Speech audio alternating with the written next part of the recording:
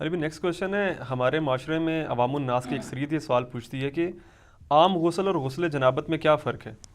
مزید یہ کہ اگر ہم غسل کو سنت کے مطابق ادا کریں تو کیا ڈائریکٹ نماز پڑھ سکتے ہیں یا پھر نماز پڑھنے کے لیے الگ سے وضو کرنا پڑے گا؟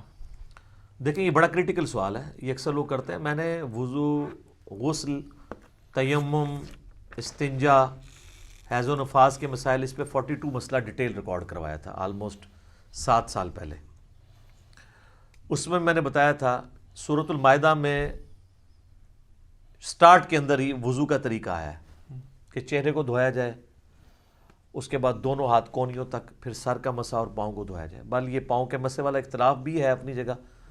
المصنف ابن ابی شیبہ میں موجود ہے کہ اکرمہ جو تابعی تھے ابن عباس کے شاگرد، وہ پاؤں پہ مسح بھی کر لیتے تھے. اس کو زیادہ جھگڑا نہیں بنانا چاہیے. تو یہ وضو کا طریقہ قرآن کے اندر ہے، بخاری مسلم میں درجنوں احادیث ہیں، بلکہ مسلم شریف کے اندر تو 1000 سے زیادہ احادیث ہیں وضو، غسل، نماز اور طہارت کے مسائل کے اوپر، 1000 سے زیادہ.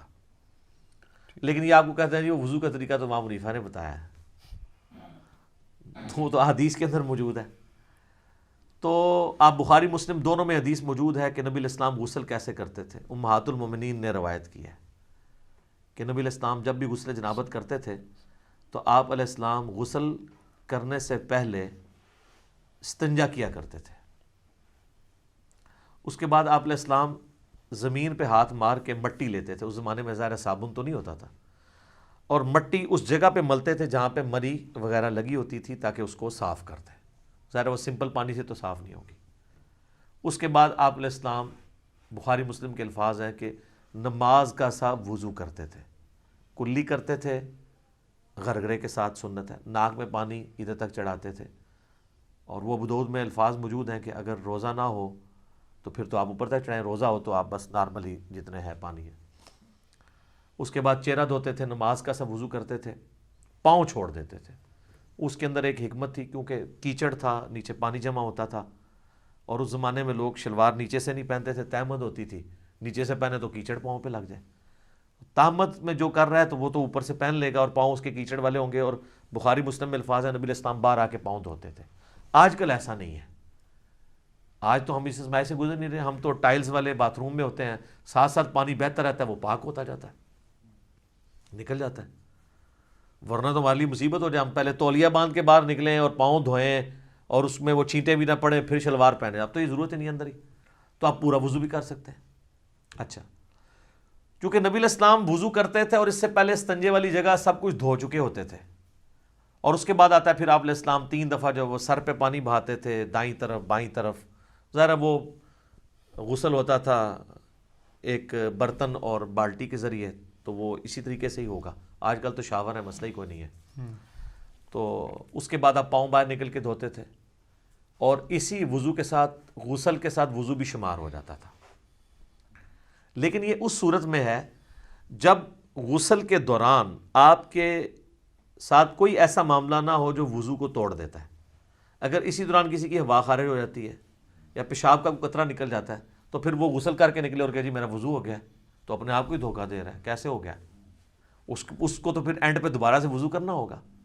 یا اسی دوران اگر شرمگاہ کو ہاتھ لگ جاتا ہے، اگرچہ اختلافی مسئلہ ہے لیکن کبھی دلائل اسی طرف ہے کہ نیکڈ اگر شرمگاہ کو ہاتھ لگ جائے، یعنی ڈائریکٹ پردے میں حائل ہو کے لگے وہ تو کوئی مسئلہ نہیں، ڈائریکٹ لگ جائے تو اس کا وضو ٹوٹ جاتا ہے. تو اس میں بہتر یہی ہے کہ احتیاط اسی میں ہے کہ آپ اینڈ پہ دوبارہ وضو کر کے ہی باہر نکلیں، کیونکہ بعض اوقات ہاتھ لگ ہی جاتا ہے اور اتنا دھیان بھی نہیں رہتا اس طرح کے معاملات میں. لیکن اگر یہ سارا معاملہ ہے تو کوئی مسئلہ نہیں ہے، پھر تو آپ کا وضو اور غسل اکٹھا ہی ہوگا، آپ کو دوبارہ وضو کرنے کی ضرورت نہیں ہے. مثلا آپ کو تالاب میں کوئی پھینک دے، دھکا بھی دے دے اور غوطہ بھی آ جائے تو ساتھ ہی سارا غسل اترے. سب سے آسان جو غسل ہے نا تالاب میں، 1 منٹ بھی نہیں چاہیے تالاب کا غسل کرنے کے لیے، آپ کو سیکنڈز میں غسل ہوتا ہے، کوئی پورا جسم دھل جاتا ہے. ٹھیک ہے.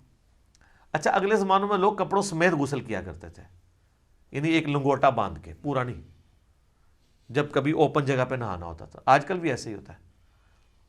تو لیکن آج کل چونکہ باتھ روم ہے تو ہمیں ضرورت نہیں ہے. باقی دریا ایریا میں ابھی بھی آپ دیکھیں جوڑوں کے جو گیسٹ ہیں وہ لنگوٹا باندھ کے کر رہے ہوتے ہیں، وہ تو نیچے وہ باندھنا پڑتا ہے، ادروائز تو پھر ظاہر ہے وہ شرم و حیا والا ایشو ہو جاتا ہے. تو پھر اگر ایسی صورتحال ہوگی تو اگر کوئی وضو کے توڑنے والی چیز نہیں ہوئی تو آپ غسل کے بعد آپ کا وضو شمار ہو جائے گا، غسل جنابت ہو جائے گا۔ کئی شادی شدہ لوگ ہیں ان کو بالکل غسل کا طریقہ نہیں پتہ، ٹھیک ہے، اور ان کو بالکل پتہ ہی نہیں۔ باقی رہا عام غسل بھی سنت کے مطابق ہی کرنا چاہیے۔ عام غسل ویسے کون سا ہوتا ہے؟ وہ تاری لانا ہے جڑا گرمی دور کرنے واسطے، وہ غسل تو نہیں ہوتا، وہ تو خالی تاری لگانا ہے۔ ہر غسل سنت کے مطابق ہی آپ نے کرنا ہوگا۔ اگر عام غسل سے مراد آپ نے صحیح بخاری مسلم میں حدیث ہے کہ جمعے کا غسل کیا جائے، اور مسلم میں الفاظ ہیں کہ ہفتے میں ایک دن غسل کیا جائے، تو وہ سنت کے مطابق ہی کرنا ہوگا۔ یا عید کے اوپر غسل کرنا سنت ہے تو سنت کے مطابق ہی کرنا ہوگا، ٹھیک ہے۔ اسی طریقے سے میت کو غسل دینے کے بعد جب جسم پہ چھینٹے پڑ جاتے ہیں اور پھر آپ نے غسل کرنا ہے تو سنت کے مطابق کریں، یا اتنا حصہ بھی دھو لیں تو وہ بھی کافی ہے، وہ غسل والا حکم منسوخ ہو چکا ہے، اتنا حصہ بھی دھو لیا جائے کافی ہے۔ تو غسل جب بھی کریں سنت کے مطابق ہی کریں تاکہ آپ کی عادت نہ ٹوٹے۔ بل عام غسل آپ جس بھی طریقے سے کر لیں گے ظاہر ہے اس میں تو پھر کوئی ایسا ایشو نہیں ہے، آپ جب کر کے ازائے وضو پہ جب پانی بہہ جائے گا تو خود بخود آپ کا وضو ہو جائے گا، بشرطے کہ اس دوران کوئی وضو توڑنے والی چیزیں نہ ہوں۔ اسلامی بہنوں کے لیے میں عرض کر دوں کہ ان کے غسل میں فرق ہے۔ صحیح مسلم کے اندر موجود ہے کہ اما عائشہ کہتی ہیں کہ نبی علیہ السلام جو حالت حیض میں غسل ہے نا، اس میں ہمیں حکم دیتے تھے کہ ہم بالوں کا جوڑا بھی کھول کے پورا کھول کے نا، جو بنائی ہوتی تھی آپ نے چٹیا، اس کو کھول کے غسل کریں۔ لیکن جو عام غسل ہے غسل جنابت، اس میں آپ کہتے تھے بس اوپر اوپر سے پانی بہا لو تو کافی ہے، کیونکہ عورت کے لیے تو تردد ہے، اس کی تو کئی بالٹیاں سر پہ ہی لگ جائیں گی۔ اس زمانے میں تو پانی بھر کے لانا بھی ایشو ہوتا تھا، آج کل والا صاحب تو نہیں ہے، اٹیچ باتھ ہے اور اوپر جو ہے وہ آپ کا شاور چل رہا ہے۔ تو اسی والے سے وہ سیدہ عائشہ کے پاس کچھ تابعین آئے بھی تھے، وہ مانتے ہی نہیں تھے کہ جی آدھی بالٹی سے کیسے غسل ہو سکتا ہے۔ تو عائشہ ان کے سامنے آدھی بالٹی لے کے گئی، پردے میں موٹے کپڑے میں، اس وقت ظاہر اٹیچ باتھ کپڑے والے ہی ہوتے تھے، ٹوائلٹس گھروں میں نہیں ہوتے تھے، گھروں کی چھت پہ ہوتے تھے یا باہر زمین میں، لیکن باتھ روم تو گھر کے اندر ہوتے تھے کیونکہ اس میں بدبو والا نہیں، پانی بہہ جاتا ہے۔ وہ کہتے ہیں جی سیدہ عائشہ نے غسل کر کے دکھایا، بخاری مسلم میں آتا ہے۔ تو میں نے اس کو بھی جواب دیا تھا، وہ انہوں نے ان کے سامنے نہیں کیا، ان کا وہم نکالا ہے کہ دیکھو اندر ٹوٹی بھی کوئی نہیں ہے، میں یہ پانی لے کے جا رہی ہوں، اسی سے غسل کر کے نکلوں گی۔ تو وہ ان کا وہم نکالنے کے لیے تھا۔ تو یہ غسل اس صورت میں شمار ہوگا، اس کے ساتھ وضو بھی، جب کہ وضو توڑنے والی کوئی چیز نہ ہو، تو ظاہر ہے اتنی احتیاط کے ساتھ۔ بعض لوگ تو بیچارے پوری احتیاط سے کرتے ہیں، اینڈ پہ جب وہ یعنی وہ کپڑے پہننے لگتے ہیں تو شرمگاہ کو ہاتھ لگ جاتا ہے، تو پھر 0 پہ آ گئے، جیسے 99 پہ سانپ کاٹ گئے تو نیچے آ گئے۔